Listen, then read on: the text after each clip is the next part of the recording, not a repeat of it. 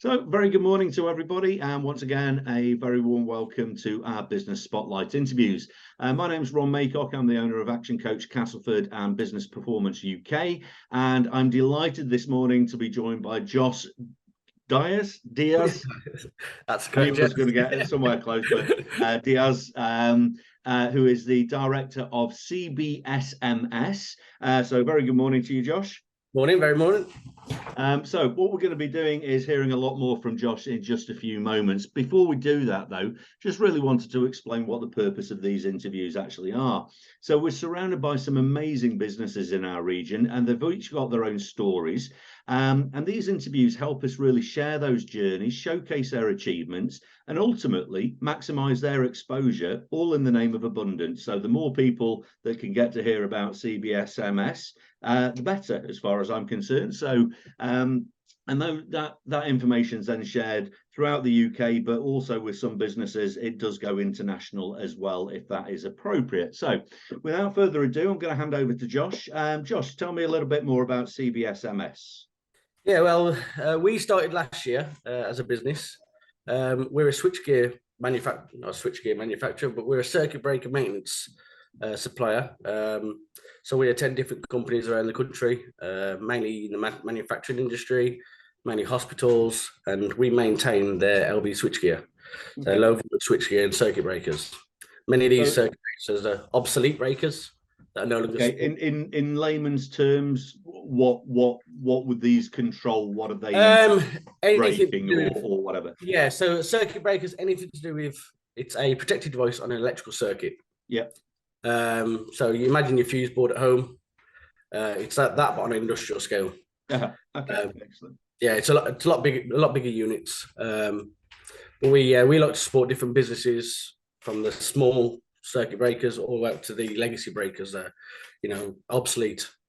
And that's kind of a niche market that we're in. Okay, so when you say that there's some legacy ones, so these are ones that aren't serviced, that there's no backup. Is it a case that you then have to manufacture specific parts, or are these we can still get replacement parts? Yeah, there are certain parts that we do manufacture, but a lot of the legacy breakers we would maintain them. Yeah, okay. We can offer solutions for them. Yeah, that not many companies could.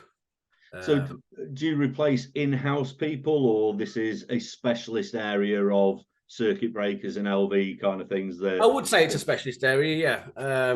A lot of the big companies would rather just rip them out and replace them with newer units. Well, we can do that as well, but we like to maintain the ones that are in. So it offers better downtime for the customer, and it's a lot better cost effective. Yeah.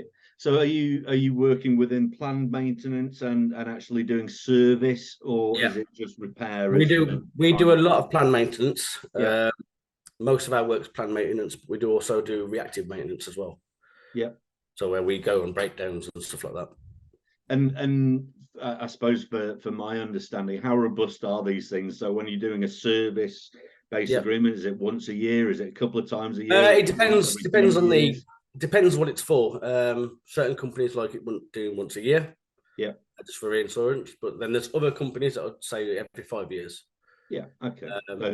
Does that depend on the application? If it's safety, it depends on regular checkup, and if it's you're talking about a air circuit breaker, it depends on how much it's been operated, where it is, if it's in a different atmospheric, so if it's by the sea or it's in being housed for a water supply plant, that will changes what we'd recommend. Okay. But yeah, normally we would say every 2 years. Yeah, okay. I suppose it just gives an idea of the regularity within that particular part, how robust and how often these things are likely to need sort of checking up or at least replacing. So you said that you've been going for a year. So what's the sort of structure of the company? How many of you are there? What sort of size are you? Yeah, there's 2 of us in the office. Yeah, myself and Kai, and then we've got 5 engineers so far. Okay, excellent. So I take it they're covering the whole of the UK, are they? Or are you just, Yeah, we covered the entire UK. We do some work in Europe as well. All right, excellent. It's mainly just the UK. Yeah, okay. And what's been your journey to get here? What's a bit about your background? So I started years and years ago with a switchgear company in Warsaw called MCH Electrical. Learned quite a lot there, a lot about switchgear. Then moved to other companies that deal with actually all circuit breakers. Learned along the way and thought last year, you know what, I'm going to set my own company up. And that's what I started in my kitchen, and now we're here in a unit. Oh, fantastic. And it's if you've ever come across a guy called Michael Gerber who wrote a book called The E-Myth, he calls it an entrepreneurial seizure, where we suddenly wake up one day and we go, right, that's it, I'm setting up my own business. And the journey sort of ensues from there. So early stages, you said it was only last year. So have you gone through a full year anniversary, or? We have it was the 18th of July last year, so we've done a full year, which is great. I didn't expect to get this far, to be honest with you. Well, you have. but you have, and we're going quite strong, actually. It's been a really good process. Excellent. So has it, in terms of running it as a business then, not just about the products, because as you say, you've been involved with that as an industry for some time, but making the transition into being an engineer into running a business, has that been everything that you hoped it would be? Oh, it's been a nightmare. It's been a very, very big learning curve. Yeah, absolutely. A lot of late nights and a lot of very early mornings. Yeah. Well worth it, 100%. Yeah, no, and that's the thing. If the motivations for doing it outweigh the challenges, you know, it'd be churlish to turn around and say, hey, it's just going to be a smooth journey and everything's going to be tickety-boo the moment you do it. And it's the reason why so few businesses, in the greater scheme of things, make it through the first year. And then even less, I think it's around about 4% make it to 10 years. So, you know, once you've got through that initial stage where the giddy excitement has worn off and the reality starts to hit in, if you're still going after a year, then things are starting to move in the right direction. Everything's on the up from there. So that's a great thing. So and in terms of the types of clients, you said sort of manufacturing and anyone that would use this kind of equipment. Are there future plans? Are there future markets that you would like to we're going into supporting more solar schemes, more renewable energies. Okay. Mainly on the switchgear side, not the solar panel installs, but rather the switchgear side. Yeah. So we work on inverters, which invert the current from DC to AC. Yeah. That's kind of where we want to go in the foreseeable future. Is it bus boards or something like that they use? Or I know with the solar, there used to be one of the converter mechanisms that was got, I think, on one of the full roofing systems where you put too many, it overheats, burns something out, burns it, whatever it is. So that kind of area. So but we're also trying to go into wind as well. Okay. We've recently just done a job in Scotland, which was on a wind farm. Not the greatest of weather, but it was a learning curve. It was good. I was going to say, so solar in the UK and wind, wind in Scotland. You're going to get wind in Scotland. You're not necessarily going to get that much sun in the UK, which might open up the European markets for you a little bit more. But yeah, maybe. Yeah, we'll see. So in terms of the industry, then, what are your biggest challenges that you face as a supplier of or maintenance of all the switchgear? The supplier part, it's all about lead times. We've realised the last couple of months there's been an absolute shocking state of lead times. Many of the breakers we supply are big air circuit breakers, so quite big units, and they can take 14 to 16 weeks to come. Right. Companies don't want to wait that long. Yeah. We try and offer a short-term solution in the form of refurbished units. So we have quite a few refurbished units in stock that we can deliver and install the same day. Okay. And that will tide them over until the new one comes. Sometimes some of the breakers that we have aren't even that old. Mm-hmm. They're only 5-10 years old. But some companies do like new products, which we're happy to supply. But it just gives them that bit of leeway in regards to time. What's your main geographical area in terms of supply chain? Where do you get these from? Are they all across the globe, or are they? Most of the manufacturers are actually in Europe. So the biggest manufacturers are stuff like Schneider Electric, Siemens. But yeah, we do quite a lot of work on Schneider electric breakers, particularly the Merlin Duran breakers that are now obsolete. Yeah. Okay, excellent. So and depending on where they're based, as you say, the pan-European, they may have manufacturing in the UK, but it may be coming from elsewhere, and then we recently had a job where we had to actually get it from Australia. Right. Part that's made in the UK, but they had it in stock in Australia. Often the case. So yeah, no, absolutely. So from a business area, then you said that it's been exciting and at times challenging in terms of that first year. So are there any particular areas that you found a little bit easier, and others which you find that little bit more challenging as somebody coming from engineering into? Well, I'm running the business, but I'm still on the engineering team. Mm-hmm. So that for me is the easiest part. Yeah. I know how to do that. But I've got a great team behind me. Great rich lads that come to site with me, and we've all gelled together really well. And Kai in the office is brilliant. Yeah.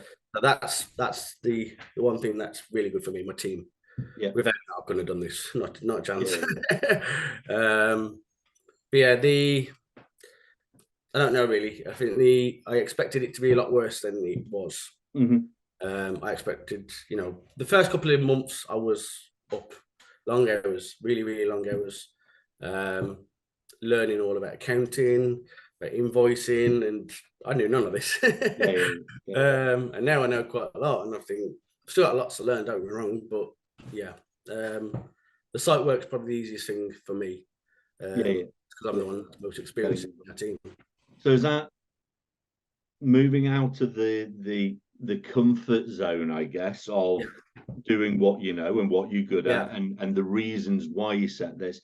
What's the long-term plan for yourself? Do you see yourself still being involved with the engineering aspects, stepping away and being more of that business owner?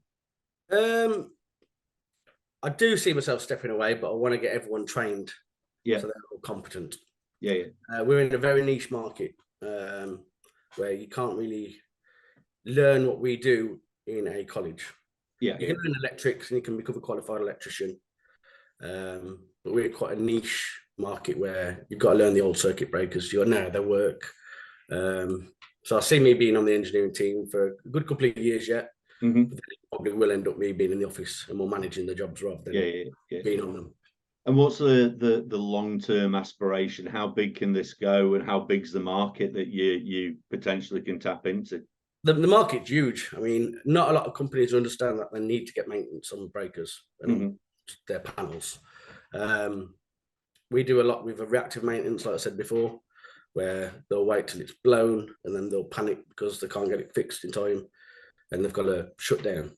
They can't run their business because of no power. Particularly, I think I would want to stay as quite a small team. I like having a small team. I wouldn't want to expand too quickly, but the work is there. I mean, I expected to be doing the odd job here and there when I set the business up, and now we're fully booked every weekend to the end of the year. You know what I mean?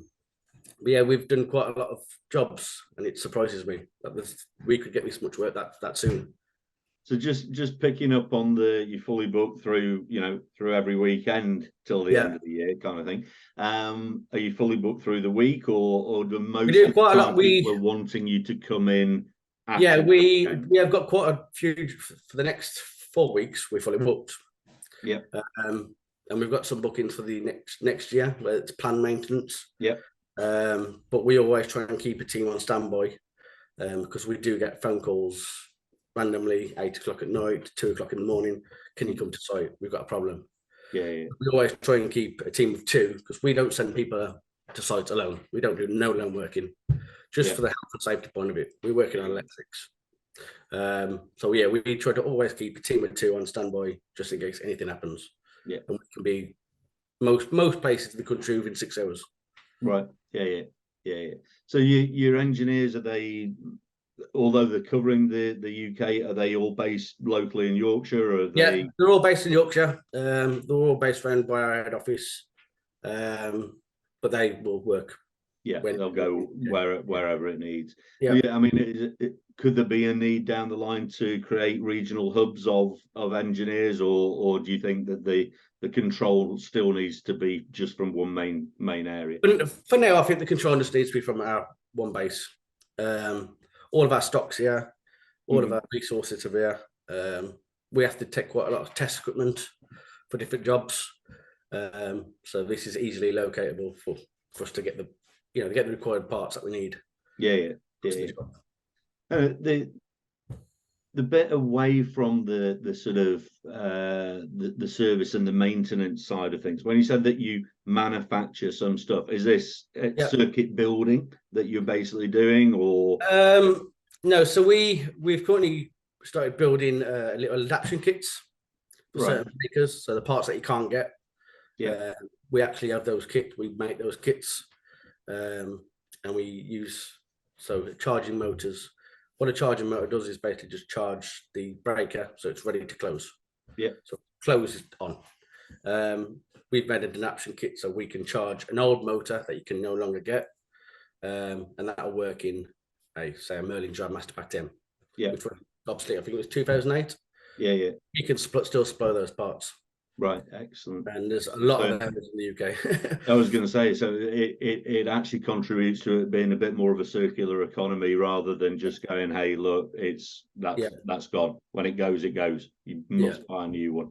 And how is it with the more modern equipment? Is that built to be replaced, or is that built to just have components replaced? It depends on the customer. If the customer might want it to be replaced, a lot of big companies will just want to replace the entire thing. Yeah. And just supply brand new. We're in the model where we kind of like to just replace the parts that require replacing, because one, it's quicker for the customer, it's cheaper for the customer, and there's a lot less downtime of site. Is there and does it have? So typically, if it was a manufacturing business, if they're wanting an entire panel replacing or something like that, where they whip out one, can they do that in-house, or is that a specialist area that has to be done by yourselves? To get a new switchboard, they'd go to a manufacturer, switchboard manufacturer. We haven't gone down that route yet. That is something that we will look into. But we work closely with a few manufacturers that do build panels. We install them. We haven't got that in-house yet. I'm not going down that route for a good year or two. It's a big route. So I think it's something that we find with earlier stage businesses when we're talking about resource and capacity and what you're capable of doing and what is stretching you, diluting, I guess, what your core offering is. But you're never too small, and you never have too short a budget to partner with people. So if you can continue with what you're doing and partner with manufacturers where you can be their specialist engineers to fit theirs, it's a win-win. They sell more or install more. It gets done by you. You then get the service contract or whatever, because chances are they're not going to have people in-house that are just doing that. They'll work across all electrics, and if it's someone like ABB or Schneider, they're doing everything electrical to do with entire FM and hard FM and everything like that. So I'm guessing it's finding that niche where they don't have readily made people that can just work on that. So no, it's a nice sort of niche. So